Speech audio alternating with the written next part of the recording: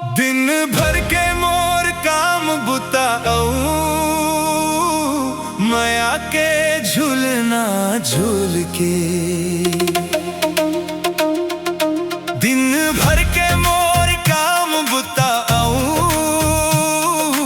माया के झूलना झूल के। दिन गर्मी के ठंडा हो जावे, तेल चुपर बन फूल के। दिन गर्मी के ठंडा हो जावे, तेल चुपर बन फूल के। बन फूल के, बन फूल के, बन फूल के, बन फूल के।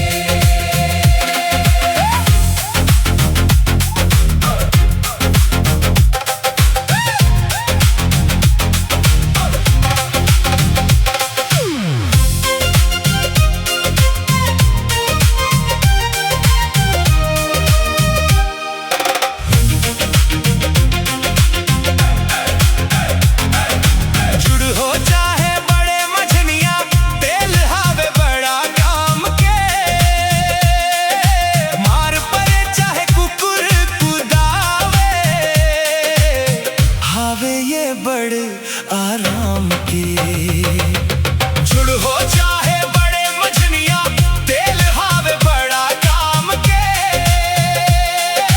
मार पड़े चाहे कुकुर कुदावे, हावे ये बड़े आराम के। तोरे संग माया के छैहा माँ, बैठे रहूं मैं फूल के। गर्मी के ठंडा हो जावे, तेल चुपर बन फूल के। लाली लाली रंग छलकत हावे, नाचत गावत मन झूमत हावे। लाली लाली रंग छलकत हावे, हंसत खेलत दिल डोलत हावे। झन ले हूँ भूल के, हाँ भूल के, जी भूल के। दिन गर्मी के ठंडा हो जावे, तेल चुपर बन फूल के।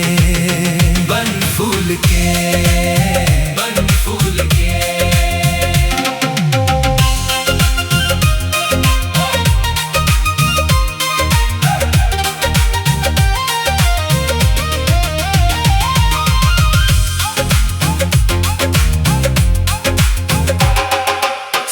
बिहान तोर सुरता माँ, मन मोरे हरियर हो जाते।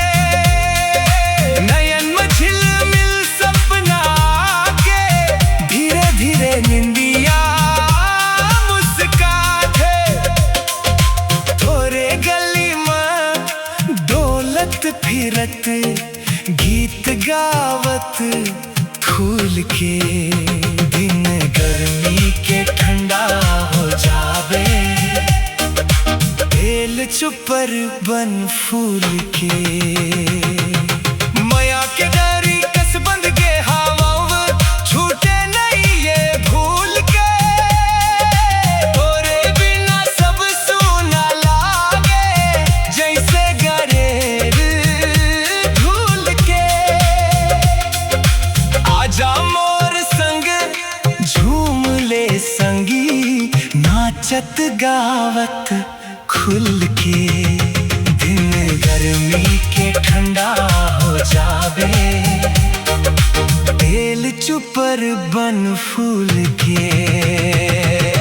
लाली लाली रंग छलकत हावे, नाचत गावत मन झूमत हावे।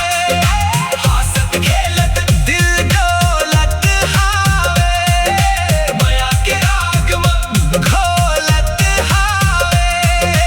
दूसर ला झन ले हूँ भूल के, हा हा हा भूल के, जी भूल के।